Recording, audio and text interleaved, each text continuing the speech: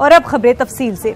BSP chief Mayawati ने कांग्रेस पर बड़ा हमला किया है। मायावती का कहना है कि एसपी और बीएसपी इत्तेहाद के लिए 7 सीटें छोड़ने की अफवाह कांग्रेस न फैलाए। उन्होंने कहा कि बीजेपी को रियासत में शिकस्त देने के लिए समाजवादी पार्टी बीएसपी इत्तेहाद का काफी है।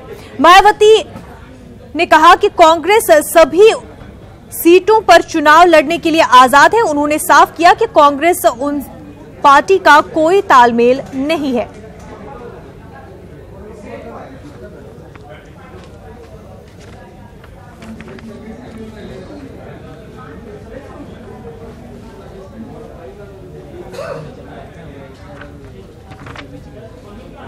सपा बसपा कांग्रेस ही अलग अलग नहीं है, इनका आपसी तालमेल अंदर से बना हुआ है।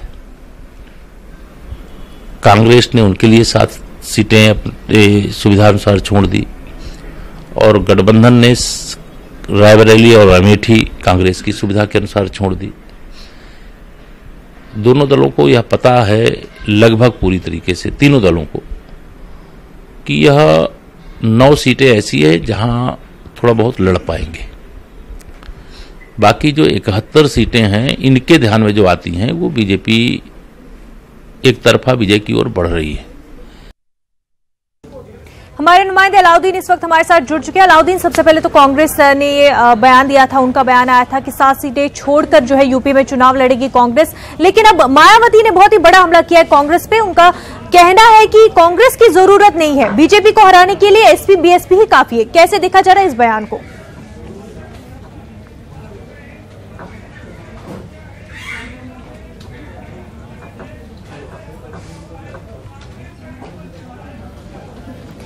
अलाउद्दीन, आपसे जानना चाहेंगे कि मायावती का बहुत ही बड़ा बयान सामने आया है, साफ तौर पर कांग्रेस पर बहुत ही बड़ा हमला किया। उन्होंने कहा कि कांग्रेस की जरूरत नहीं, वो 7 सीटें छोड़ने की उनको कोई जरूरत नहीं है, बीएसपी एसपी का इत्तेहाद ही काफी है बीजेपी को हराने के लिए। क्या कहेंगे?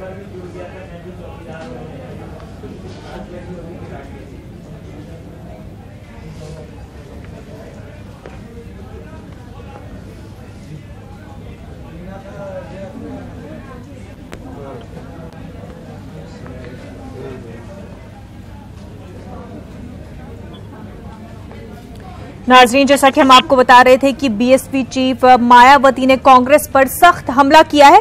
मायावती का कहना है कि बीएसपी और एसपी इत्तेहाद के लिए 7 सीटें छोड़ने की अफवाह कांग्रेस न फैलाए।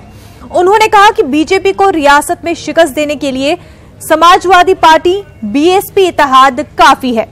मायावती ने कहा कि कांग्रेस सभी 80 सीटों पर चुनाव लड़ने के लिए आजाद है। उन्होंने साफ किया कि कांग्रेस से उनकी पार्टी का कोई तालमेल नहीं है। आगे बढ़ते हैं। अगस्ता वेस्टलैंड मामले पर दिल्ली हाई कोर्ट ने नोटिस जारी किया है। सीबीआई और क्रिश्चियन मिशेल को अदालत ने यह नोटिस जारी किया है। आपको बता दें कि तिहाड़ जेल ने दिल्ली हाई कोर्ट से रुजू किया था और निचली अदालत के फैसले को चैलेंज किया था। वाज़ेह है कि निचली अदालत ने क्रिश्चियन को 15 मिनट फोन कॉल करने की इजाजत दी थी। वहीं तिहाड़ जेल ने निचली अदालत के फैसले को जेल मैनुअल के खिलाफ बताया था। नाजरीन, अब बात करते हैं मनोहर पारेकर की। गोवा के वजीर आला और साबिक मरकजी वजीर दिफा मनोहर पारेकर का लंबी बीमारी के बाद इंतकाल हो गया है। इतवार की शाम तवील अदालत के बाद गोवा के पणजी में उन्होंने जिंदगी की आखिरी सांस ली। मनोहर पारेकर की आखिरी रस्मात आज शाम 5 बजे अदा की जाएंगी। पूरे मुल्क में एक रोजा सोग का ऐलान किया गया है। 7 दिनों तक गोवा में सोग मनाया जाएगा। मनोहर पारेकर के इंतकाल पर कांग्रेस के सीनियर लीडर गुलाम नबी आजाद ने इजहार रंजो गम किया। उन्होंने कहा कि पारेकर जी के अचानक इंतकाल से सभी को झटका लगा है, सभी को रंजो गम है। उन्होंने मजीद कहा कि मेरी पूरी हमदर्दी उनके अहले खाना के साथ है। पारेकर जी की अचानक और बेवकत मौत से बहुत सदमा पहुंचा है। मनोहर पारेकर जी को मैं कई दशकों से जानता था, जब वो पहले भी चीफ मिनिस्टर थे और उससे पहले भी जब वो पहले चीफ मिनिस्टर नहीं थे, और उसके बाद जब वो पार्लियामेंट में आए। शरीफ आदमी थे, व्यक्तिगत तौर पर वो अच्छे थे और अच्छे पार्लियामेंटेरियन थे। उनकी इस अचानक मौत से सभी को दुख हुआ है और मेरी पूरी सहानुभूति उनके पूरे परिवार के साथ।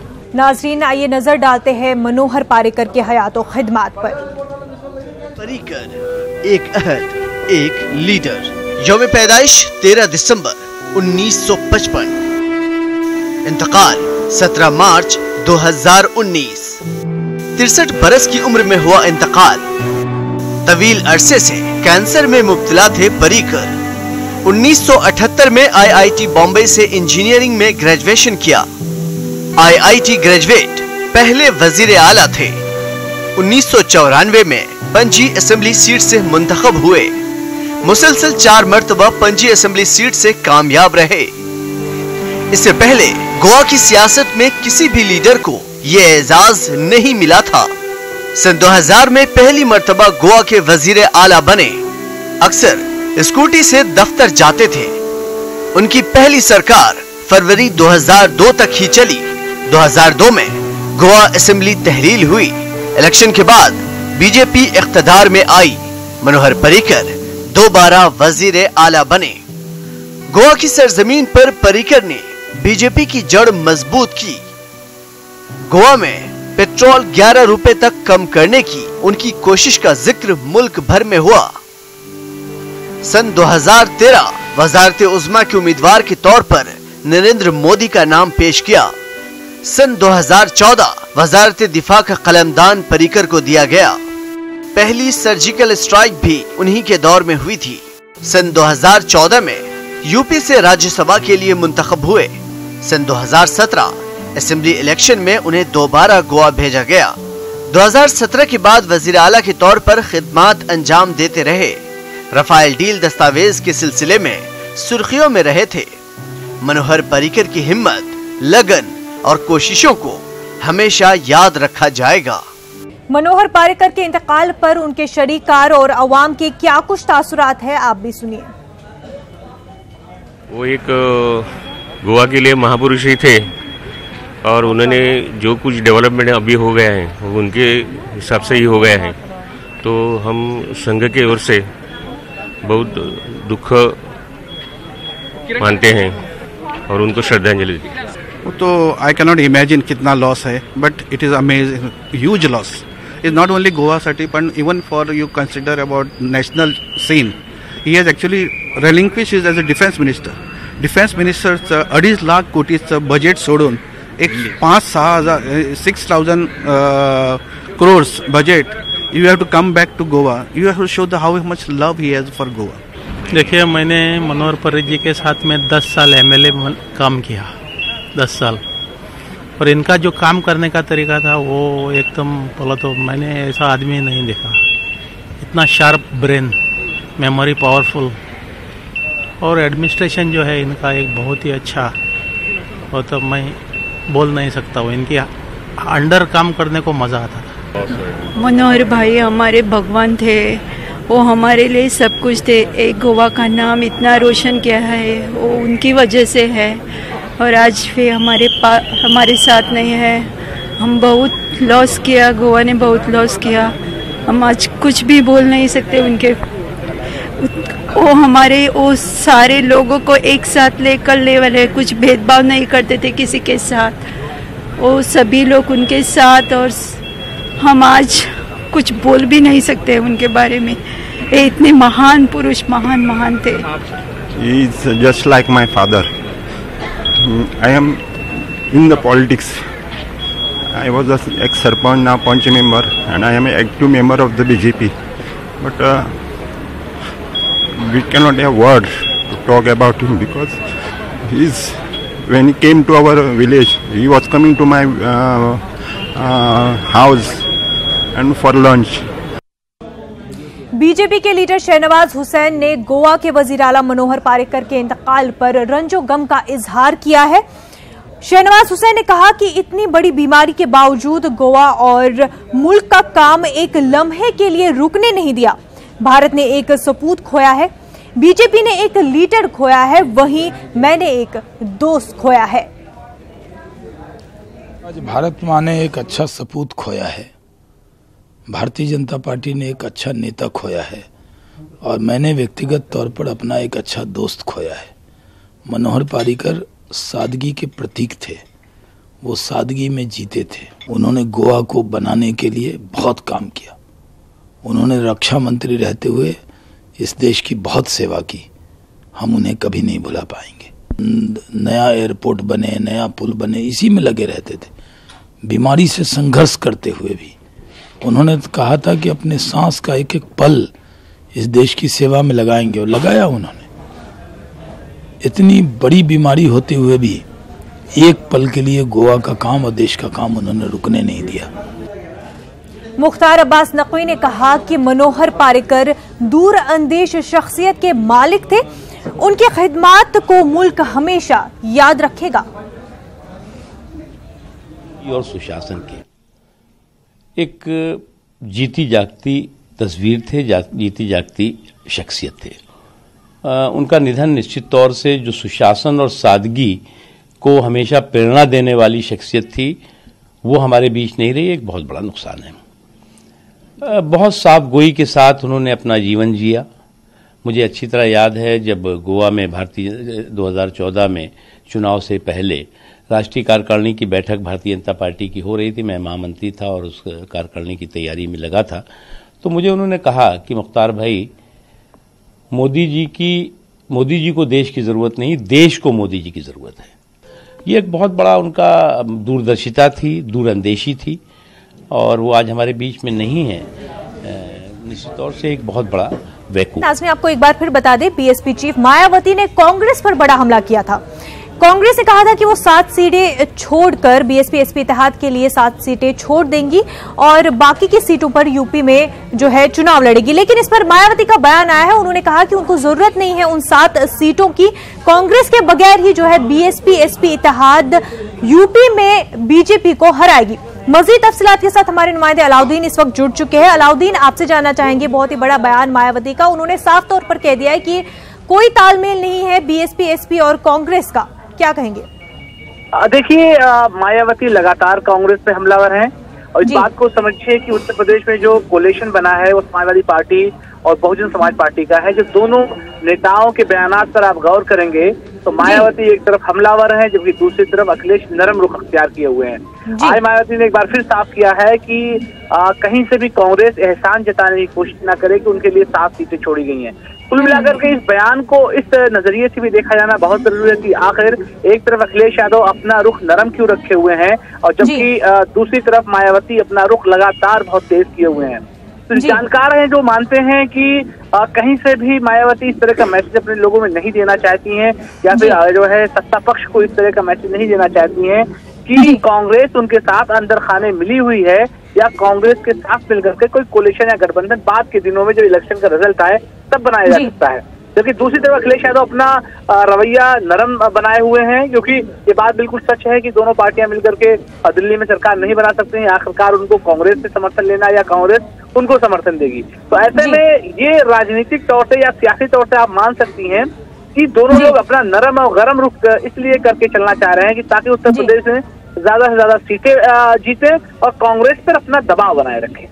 जी बिल्कुल अलाउद्दीन, और जैसा कि आपने बताया है कि एसपी जो है नरम रुख अपनाए हुए हैं जबकि मायावती जो है काफी ज्यादा जो है हमलावर हो रही हैं कांग्रेस को लेकर के, कह रही हैं कि साफ तौर पर कांग्रेस कोई एहसान न जताए। लेकिन पहले से ऐसी कयास आराइयां लगाई जा रही थी कि किसी तरह का समझौता बीएसपी एसपी और कांग्रेस में हो सकता है यूपी में, वरना जो है बीजेपी को हरा पाना इन पार्टियों के लिए मुश्किल हो जाएगा। लेकिन जिस तरह से मायावती का रुख है, जिस तरह से मायावती हमलावर हो रही है, तो क्या किसी तरह का समझौता मुमकिन हो पाएगा आगे? देखिए, अभी फिलहाल कोई समझौता नहीं। जो उत्तर प्रदेश में कोलिशन बना है उसमें समाजवादी पार्टी, बीएसपी और आरएलडी पहले से शामिल है। अब सीटों का बंटवारा भी हो चुका है। मायावती इस बात को बहुत तरीके से साफ कर चुकी हैं कि सिर्फ उत्तर प्रदेश में नहीं बल्कि पूरे देश में कहीं उनका कांग्रेस समझौता नहीं होने वाला है। आप इस बात को मान के चलिएगा, इस पूरे कोलिशन में मायावती हमेशा अपर हैंड रही हैं, यानी कि सारे जो बड़े फैसले हैं मायावती की तरफ से लिए गए हैं। और मायावती ने अगर ये बात कही है कि उत्तर प्रदेश समेत देश के किसी कोने में कांग्रेस से कोई समझौता नहीं होता है, इसका मतलब आप मान के चलिए कांग्रेस से कोई कोलिशन नहीं बनने वाला है। जहां तक बात इन बयानात की है, इन बयानात जरिए से सीधी बात यह है कि सभी लोग अपने वोट बैंक को साधना चाह रहे हैं। वो ये चाहते हैं कि वोट बैंक में किसी तरह की कोई सेधमारी ना हो। और खासतौर 2017 में जब विधानसभा के इलेक्शन में समाजवादी पार्टी और कांग्रेस का कोलिशन हुआ था तो उसमें बहुत ज्यादा नुकसान उठाना पड़ा था सपा को। तो ऐसे में लोगों को लगता है कि अपर कास्ट का जो वोट है वो कांग्रेस अगर काट लेगी, अपर कास्ट के वोट को बीजेपी को वोट माना जाता है। तो ऐसे में जो ओबीसीज, मुस्लिम और पिछड़ा वर्ग, एससी एसटी का जो वोट है वो इस कोलिशन को, गठबंधन को मिल जाएगा। तो ऐसे में जीत हासिल करना इनके लिए ज्यादा आसान रहता है। तो कुल मिलाकर के जो बयानात है ये सिर्फ और सिर्फ इस नजरिए से देखा जाना चाहिए कि दोनों गठबंधन और जिनके साथ साथ कांग्रेस भी अपनी ये कोशिश कर रही है कि वो इलेक्शन में परफॉर्मेंस ज्यादा बेहतर कर पाए और उनका वोट बैंक कहीं पर न जाए। जी बिल्कुल अलाउद्दीन, जैसा कि आपने कहा कि वोट बैंक बचाने के लिए ये सारे बयानात सामने आ रहे हैं। ममता बनर्जी, माफ कीजिएगा, मायावती जो है पूरी कोशिश कर रही है अपना वोट बैंक बरकरार रखने की, पर कहीं ना कहीं इस सब की वजह से ये जो बीजेपी है उसको फायदा तो नहीं होगा, क्योंकि लगातार इस तरह के बयान आ रहे हैं और आपस में इस तरह की रंजिश पैदा है पार्टीज में। तो चुनाव में इस सब की वजह से बीजेपी को ही साफ तौर पर इसका फायदा होता हुआ दिखाई दे रहा है। देखिए, फिलहाल जो इक्वेशन है उत्तर प्रदेश में उसको इस नजरिए से देखना होगा कि जो उत्तर प्रदेश में इलेक्शन लड़ा जा रहा है वो पूरी तरह से कास्ट बेस्ड पॉलिटिक्स है। इसमें ना डेवलपमेंट है ना दूसरी चीजें हैं। और कास्ट जब पॉलिटिक्स शुरू हो जाती है तो ऐसे में पॉलिटिकल पार्टियां इस बात की कोशिश करती हैं कि उनके कास्ट का वोट कहीं ना जाने पाए। उत्तर प्रदेश में जब आप गौर से देखेंगे तो आप पाएंगे कि सबसे ज्यादा वोट जो शेयर है वो ओबीसीज का है। ओबीसीज के बाद आपका एससी एसटी का है, फिर माइनॉरिटी यानी मुस्लिम वर्ग का आता है। तो कुल मिला करके दोनों पार्टियां, खासतौर समाजवादी पार्टी और बीएसपी की एक कोशिश है कि वोट बैंक कहीं से भी बटने ना पाए और खासतौर से इस वोट का फायदा सीधे इस कोलिशन को दोनों लोगों को मिले। तो ऐसे में लगातार जो बयानात आ रहे हैं, खासतौर से मायावती जो हमलावर है, तो ऐसे में एक आदमी नरम एक आदमी गरम करके इस बात की कोशिश कर रहा है कि आम जनता में उनके बीच में मैसेज ये जाए कि कांग्रेस के साथ उनका कोलिशन ना कोई है, ना कोई उनका कोई इनर गठबंधन है, ना कोई समझौता है। फिलहाल अब देखने वाली बात है कि 2019 के इलेक्शन में रिजल्ट कैसे आते हैं, लेकिन फिलहाल जो कोशिश की जा रही है वो साफ तौर से कोशिश की जा रही है कि जो है गठबंधन ज्यादा से ज्यादा सीटें जीते। जी बिल्कुल अलाउद्दीन, बहुत बहुत शुक्रिया आपका तमाम तर जानकारी के लिए। नाजरीन, आगे बढ़ते हैं। उत्तर प्रदेश के नायब वजीर आला केशव प्रसाद मौर्य ने कांग्रेस के जरिए यूपी में 7 सीटें छोड़ने पर अपने रद्द-ए-अमल जाहिर किया है। उन्होंने कहा कि एसपी, बीएसपी और कांग्रेस एक ही सिक्के के दो रुख है। 9 सीटों पर ऑपोजिशन लड़ रही है, उनमें से भी ज्यादा सीटें बीजेपी को ही मिलेंगी। ऑपोजिशन के हाथ फिर से खाली रह जाएंगे। जीत करने के लिए हैं उत्तर प्रदेश के उप मुख्यमंत्री केशव प्रसाद मौर्य। कल कांग्रेस ने कुछ लिस्टों का ऐलान किया। प्रेस कॉन्फ्रेंस के दौरान उन्होंने कहा कि हम जैसे जो गठबंधन ने 2 सीट कांग्रेस के लिए छोड़ी हैं, वैसे ही उन्होंने 7 सीट गठबंधन जो लोग हैं उनके लिए छोड़ दी हैं। किस तरह देखते हैं इस जुगलबंदी को? देखिए, मैं पहले भी कहता था और आज फिर कह रहा हूं, सपा बसपा कांग्रेस ये अलग अलग नहीं है। इनका आपसी तालमेल अंदर से बना हुआ है। कांग्रेस ने उनके लिए 7 सीटें अपने सुविधानुसार छोड़ दी और गठबंधन ने रायबरेली और अमेठी कांग्रेस की सुविधा के अनुसार छोड़ दी। दोनों दलों को यह पता है लगभग पूरी तरीके से, तीनों दलों को, कि यह 9 सीटें ऐसी है जहां थोड़ा बहुत लड़ पाएंगे। बाकी जो 71 सीटें हैं इनके ध्यान में जो आती हैं वो बीजेपी एक तरफा विजय की ओर बढ़ रही है, ये इनके हिसाब से। लेकिन हमारा मानना है कि हम 1-2 सीटें 3 सीटें, मैं नहीं कहता हूं कि कोई इधर उधर हो जाए, अन्यथा इस बार उन सीटों पर भी कमल खिलेगा जो सीटें हम 2014 में नहीं जीत पाए थे। सर, इसके अलावा प्रियंका गांधी आज से उत्तर प्रदेश के दौरे पर हैं। गंगा यात्रा के जरिए लोगों से मिलने का कार्यक्रम है। देखिए, उससे कांग्रेस को कुछ हासिल होने वाला नहीं है, लेकिन मैं एक बात जरूर कहता हूं कि ये भाजपा की जो विचारधारा है उसके सामने घुटने टेकने के लिए चाहे कांग्रेस हो, चाहे सपा हो, चाहे अन्य राजनीतिक दल हो, विवश हैं। भावना कैसी है मैं उस पर नहीं सवाल उठाता, लेकिन मैं ये मानता हूं कि हमारी विचारधारा की विजय है और कांग्रेस जनता सब समझती है। 25 करोड़ लोग इस बार प्रयागराज के कुंभ में स्नान करने के लिए आए, अविरल निर्मल गंगा का प्रवाह देखा और ये हमारी एक तरह से केंद्र सरकार के सहयोग से प्रदेश सरकार की बहुत बड़ी सफलता है। धन्यवाद हमसे बात करने के लिए। तो ये थे उत्तर प्रदेश के उप मुख्यमंत्री केशव प्रसाद मौर्य। कैमरामैन योगेश के साथ पवन गौर, नेटवर्क 18, दिल्ली। नाजरीन, बात करते हैं प्रियंका गांधी के साहिली दौरे की।